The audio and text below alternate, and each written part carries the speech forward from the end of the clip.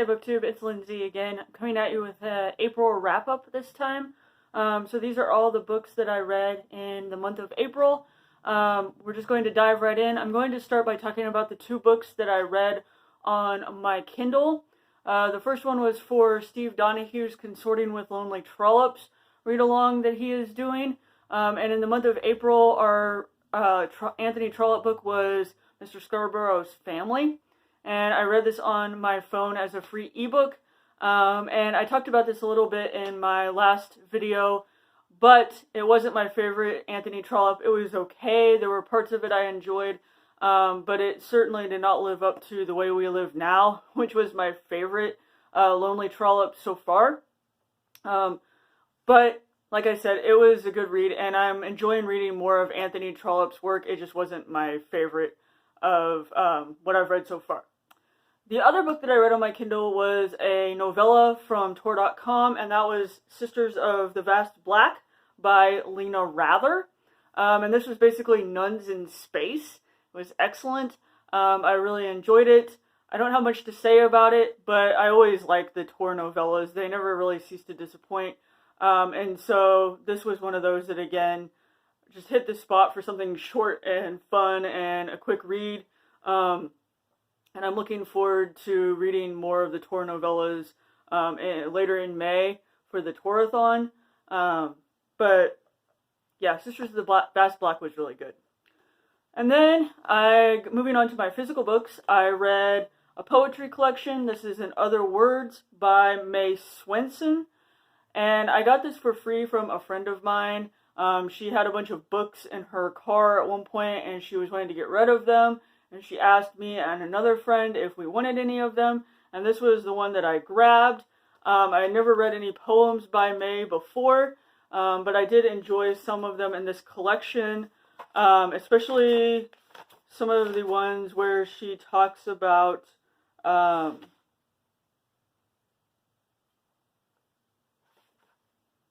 nature. Those were some of my favorites. I don't recall the names of them at the moment. I didn't mark them down.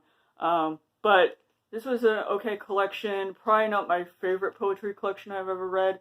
Poetry is not something that I read a lot of, but it was good to read this and dip my toe into something a little bit different. This was published in, 1987, I believe, is when this copy came out. It was first published, however, in 1979. So a little bit older, but there were still some good, relatable poems in this collection. Then I read Minds of Winter by Ed O'Loughlin. This is a historical fiction novel. I bought this several years ago when Emporia's local bookstore first opened, independent bookstore. And it's been sitting on my shelf ever since then. And so I decided I needed to get to it and read it. And this was interesting. I enjoyed the historical parts of it, where it goes back in time. However, the split narrative with the historical aspects where it's going back in time, and then the current story where it follows Nielsen, Nelson, and Faye, that part of it just didn't work for me. I didn't enjoy their story. I didn't necessarily connect with either of them as characters, and I would much rather have stuck with the stories from the past. And then the ending. What was up with the ending? I still don't know what happened at the end. I don't know if Faye and Nelson actually left. I don't know if he was the same person as his brother. I'm probably giving away spoilers there, I'm sorry. But it was just a very odd ending, and I'm still not positive I know what actually happened, and it kind of ruined the book for me in that respect, because up until that point, I thought I had a fairly decent grasp on what was happening, but then that ending just, it didn't make any sense, and I feel like it left everyone hanging as to what was happening.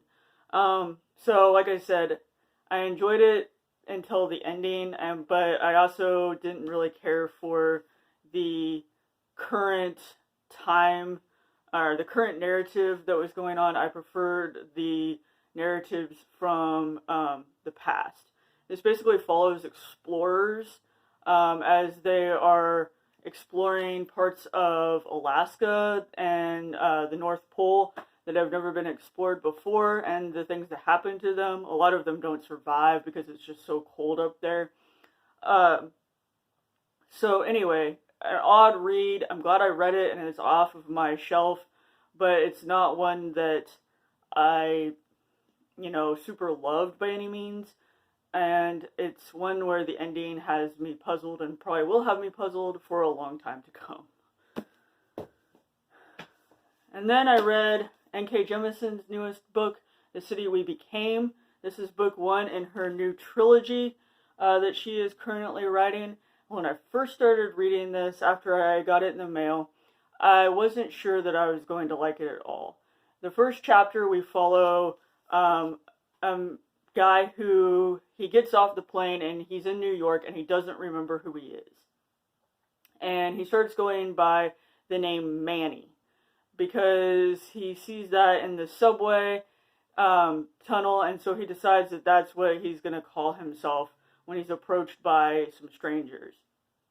And it sort of takes off from there, and to be honest, the first chapter for me read like some cheesy action movie almost.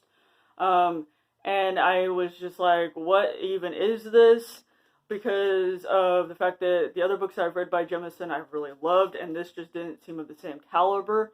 However, as I got further into the book and I started to see what Jemisin was doing with these different characters and how each of them represent a borough in New York, I enjoyed it a lot more. And she, as usual, talks about a lot of different themes that are pretty reoccurring in her books, such as gender, race, class, all of those different themes that come up in many of her books. And this especially looks at class when it comes to the different boroughs in New York and how some of them are looked at or looked down upon as opposed to others. And so that was fascinating to read about. New York is definitely not my favorite city, but it was still an interesting read, and I'm curious to see where it goes from here with the next books in the trilogy, because I really do love N.K. Jemisin. She's one of my favorite writers, so I'll be curious to see where this goes. And then I read another fairly new release, and that is Interference by Sue Berkey. And this is the sequel to Semiosis that I read, I don't remember if it was last year or the year before. I think it was in 2018 I read Semiosis. And basically this talks about, or this follows the same colonist on the land of Pax, which is a different planet. And this is taking place 200 years after Semiosis takes place. And so it's following a different group of colonists, and then these people from Earth show up and kind of ruin what they have started.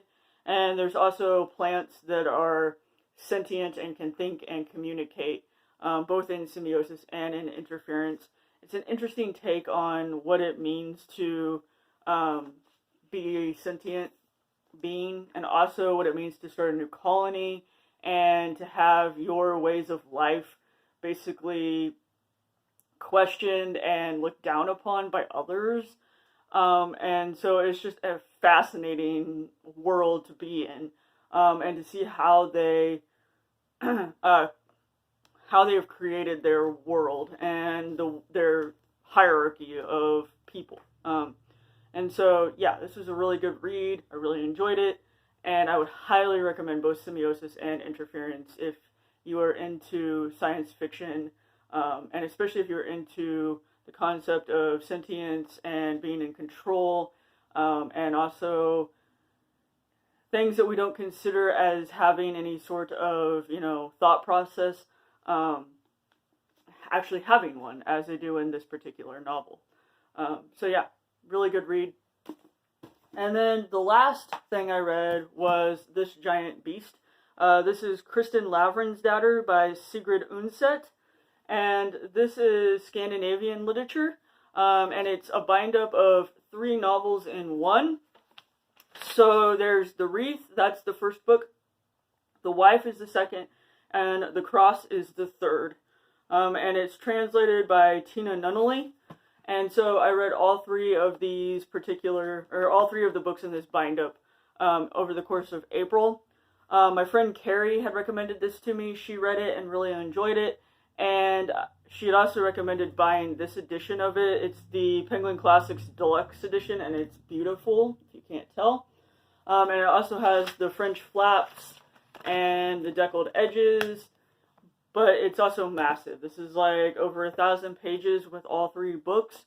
So I read them one book at a time and counted them each kind of individually on Goodreads. And there's a lot that goes on in this book. Like, it seems like it's not going to be that, I don't know what I want to say.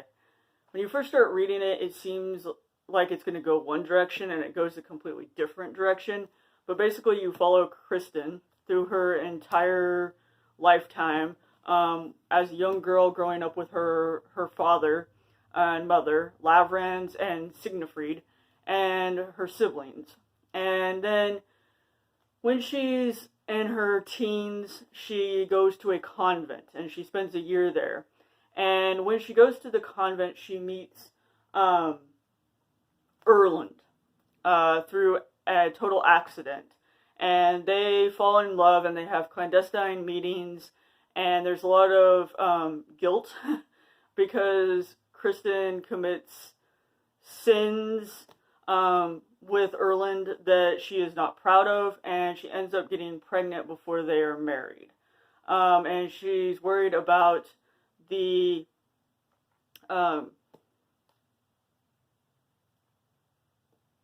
reputation that that she'll have because of this, and also the effect it has on her family, because they are, a family that is highly respected, and her father is pretty well-to-do. And so she worries about all of these things, and these things plague her throughout the rest of her life. And her and Erland go on to get married and have more kids and things like that. Erland is a very brash, not very well, he's not very businesslike. He doesn't know how to conduct business very well. And so that causes problems because they lose their home, so on and so forth. I'll try not to give too much more away than that. But anyway, I'm really glad that I did read this and that I got another giant book off of my TBR. This was actually the winner of the Nobel Prize in Literature, and I think it's worthy of it. It was very good, and it definitely gives you a really interesting look into life in Scandinavian countries in Norway. And so in the 14th century, I guess I didn't say that. So it's set in 14th century Norway, and it definitely gives you a look into what it was like to live there during that time, and how, they made their living, and how their classes were established, and their rulers, and what was happening politically at that time as well.